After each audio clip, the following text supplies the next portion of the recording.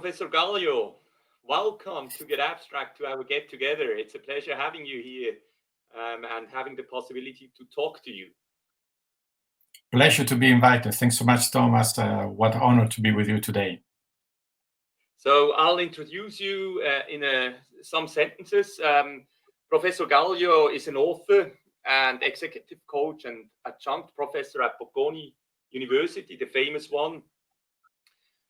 He has written several books and texts, articles. The one that I'm just read is The Compass and the Radar, and obviously the article about the new normal that seems to happen now after COVID-19 corona crisis. And we will focus a little bit on that text and on the points you have mentioned there. So can you give us a little bit an introduction, and what do you understand on this new normal? What does that mean? What context are you referring to? Well, thank you for the question. And my thoughts are a bit different than what usually is prevailing right now, because right now, since sometimes in May, we start using the term new normal to define the life that is expecting us after the coronavirus. I'm not a virologist, so I'm not going to discuss about the medical dimension of the coronavirus, but I think it's fair to acknowledge that people seek, need, and want normality in their life, and therefore the new normal became almost an accepted term to define what is coming next. Point is, if you look at the definition of normal means standard, something that people expect, something that is predictable. And personally, I really don't think that the future will be predictable and easy to understand. And therefore, I refer to the future not as a new normal, but a new context. A new context is defined by something that is far away from being defined as normal. And that's why I wrote this article that has triggered the interest of some of the people. And when you are talking about this new context, you presented somehow a guideline. You described it in 5 C's, I remember. What are you referring to with those 5 C's? And how do people now work with this new grid or this new context?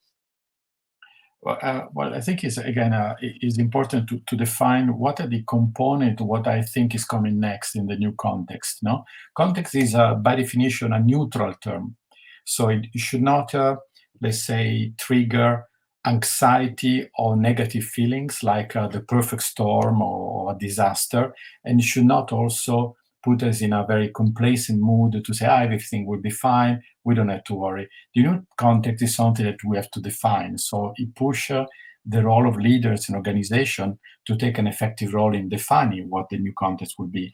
And in the way I see, the new context is defined by 5 C's, and the reason why I call 5 C's is because I think it's easier to remember. The first one is chaos.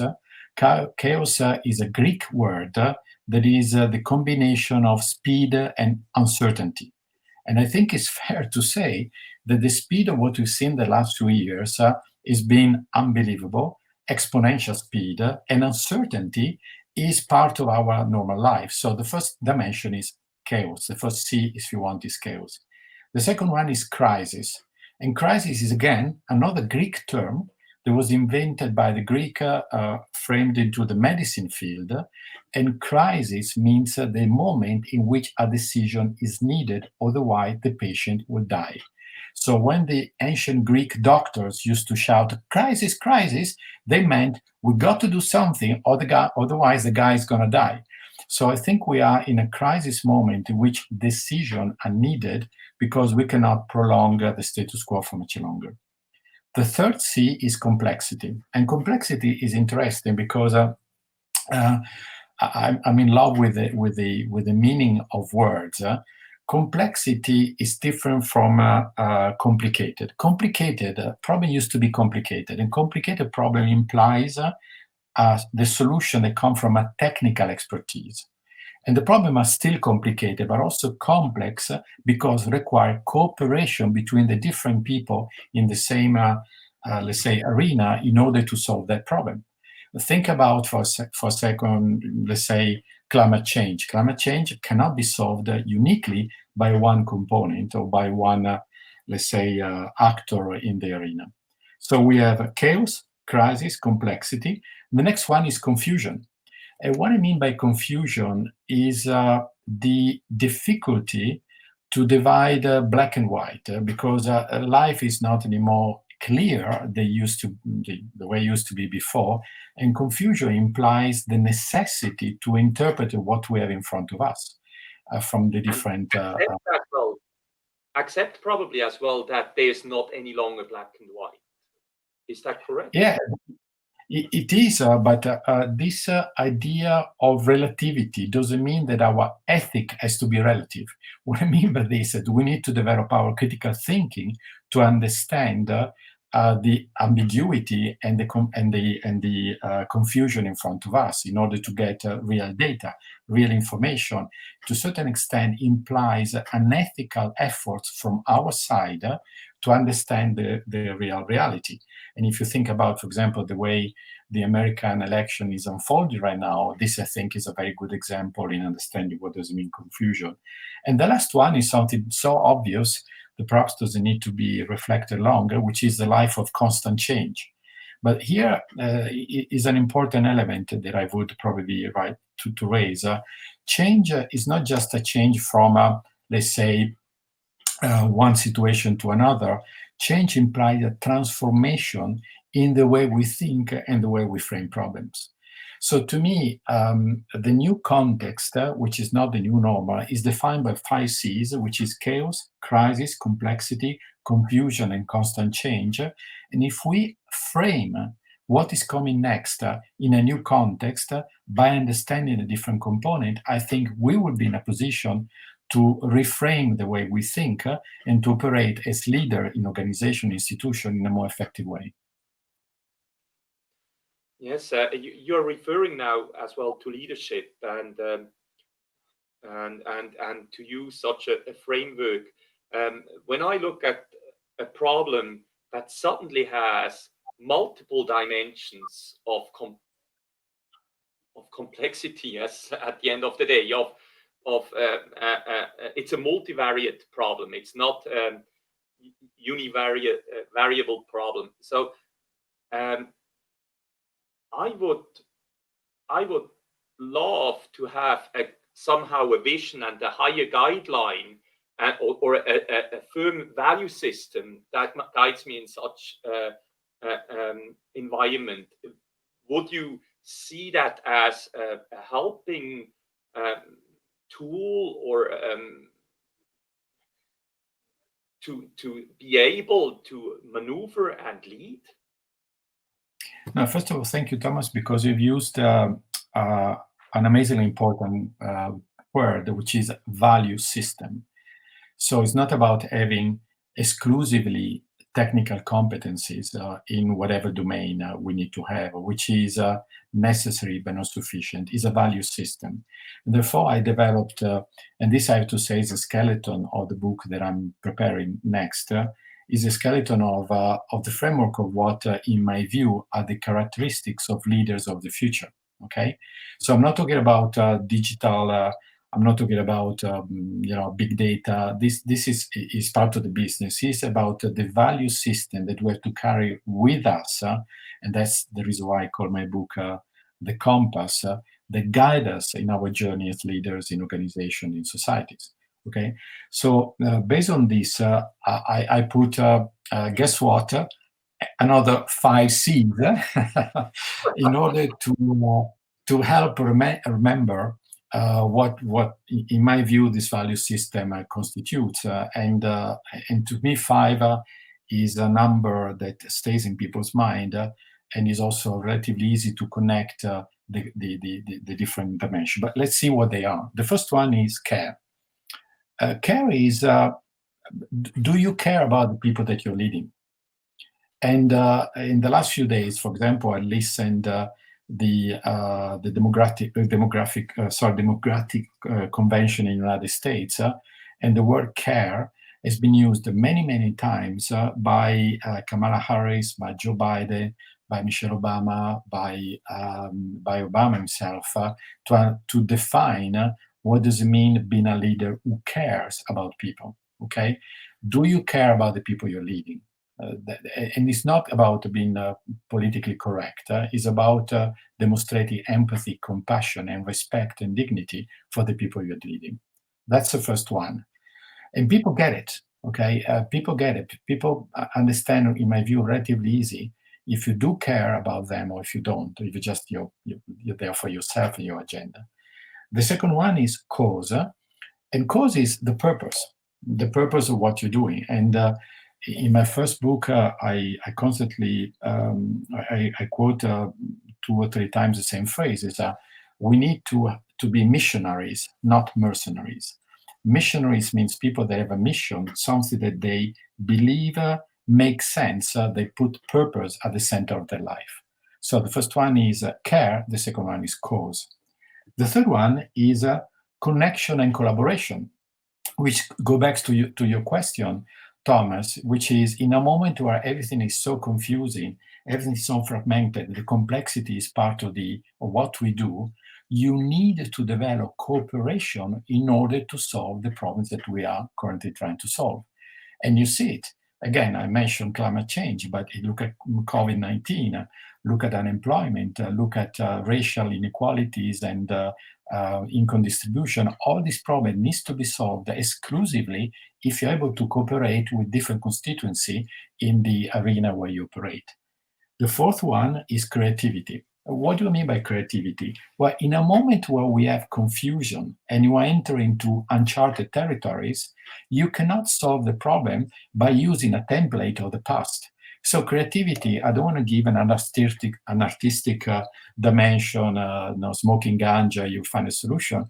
What I mean is the capacity to connect dots, to connect people and concept and discipline in order to find new solution for the new problems. And the last one, quite frankly, you need to have courage.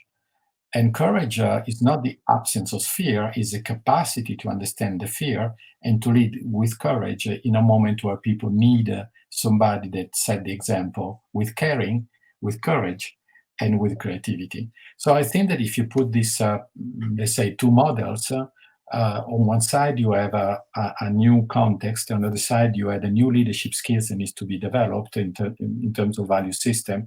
I think this model could or should, in my view, provide a meaningful framework to understand the complexity that we're dealing with.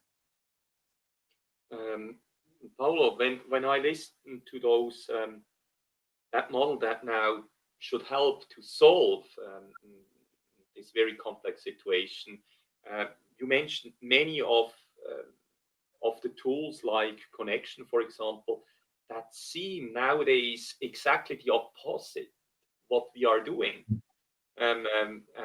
How can we overcome that fear to open up in a crisis? Because normally when you are in a crisis, very often we focus on ourselves and we try to and we are already it's already too much to look for ourselves. How should we even cooperate with others? Is there anything you can tell us about that? Now, Thomas, again, you point out the most important dimension, which is what allows this ingredient to be glued together. What are the things that's going to bring all these pieces together? Okay, because conceptually, I believe people will follow the reasoning to say, listen, great, we understand the new context, we understand the new skills, but how can we make it work? And if you think about the glue that allows society and organization to work, is only one, it's called trust.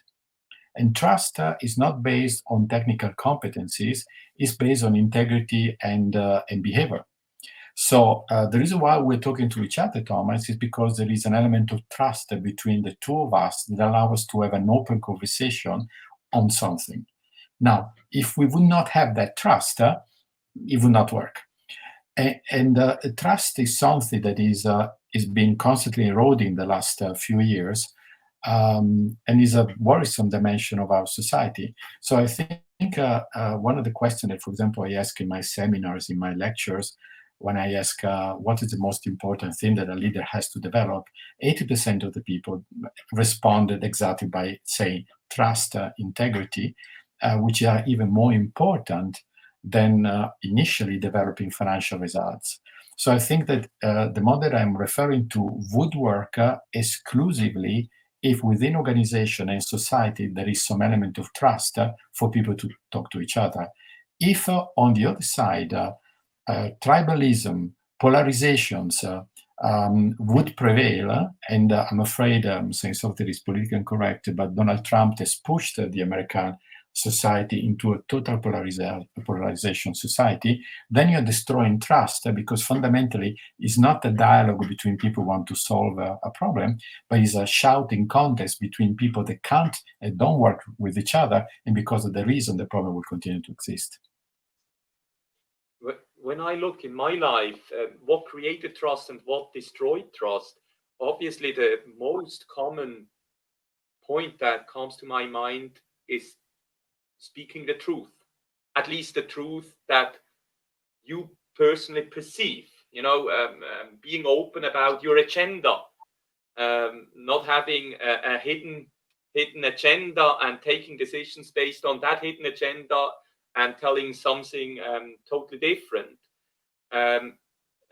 But sometimes I feel that being brutally honest destroys as well trust. How can, because people are suddenly afraid, how can we balance that? Is there something that helps us to balance? As a leader, sometimes I was just invited to talk to members of the Swiss government, and I was somehow a little bit disappointed because I felt not treated with honesty at the beginning of COVID-19. And I think they have done a good job overall, but I would have rather preferred listening to the truth. We do not have enough masks. That's why we do not yet make it mandatory, probably, or something like that, something that even shows you have done mistakes. And now, but on the other side, many leaders answer me, that's not possible. What do you say to such leaders now? That honesty sometimes creates fears. No, you're right, Thomas. Perhaps as I had the good fortune to work with amazing leaders in my life, I worked at the World Bank, at the European Bank, the World Economic Forum. I end up working with probably the most important influential leaders in politics, in organizations, in academia. So I observed very close the behavior of 100 of them in my 30 years experience. No, so to me, of course, we need to be brutally honest in explaining the situation where we are, but we also to be mindful and compassionate in understanding that the effect of that news has on people. And this is when most of the managers fall short. So let's say that I'm a doctor and God forbid, I'm saying to a person, let's say, you have a cancer, you have 3 months to live. I'm brutally honest and I'm probably technically correct. If I ignore the devastating effect of this news on the person and the human being, I'm just a person who's delivering technically correct news without demonstrating any empathies.